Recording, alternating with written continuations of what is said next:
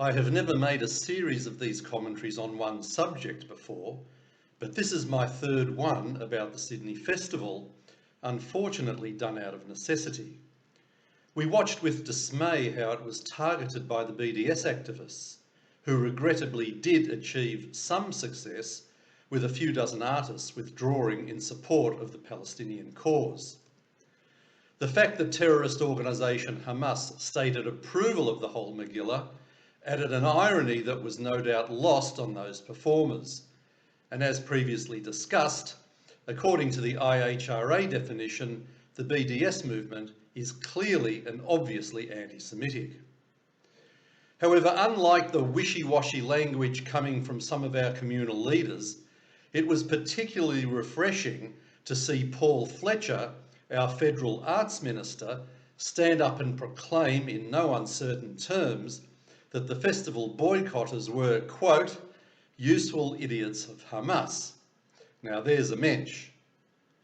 To his credit, the New South Wales Labor opposition arts spokesman, Walt Secord, did offer a measure of support for the need to have anti-BDS laws in this country. He went on to say that any organisation applying a BDS program should forfeit its right to any public funding. And that's exactly right. However, when it came to the Federal Labor Party, its leader and our alternative Prime Minister, Anthony Albanese, has said absolutely nothing on this subject. Neither has Federal Opposition spokesman for the arts, Tony Burke. But then his electorate of Watson in the western suburbs of Sydney has a particularly high percentage of Muslim voters. So why expect him to take a moral stance on something important when there are cheap votes involved? Now, Labor supporters will be saying, but in July only last year, Albanese stated unequivocally that he was opposed to the BDS movement, and that in fact he has also rejected a motion on this by Bob Carr at more than one of their conferences. This is true, but here's the rub. Those comments of Albanese on the BDS movement were made to a Jewish audience, specifically in an address to the Executive Council of Australian Jewry.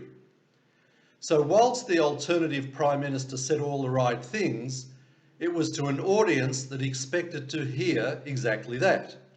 In other words, he took the easy way out.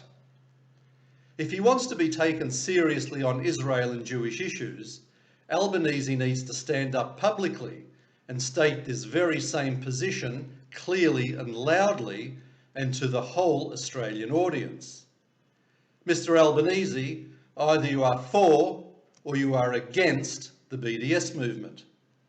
You can't be a bit each way and whispering platitudes to a partisan audience saying what they want to hear is just not going to cut it.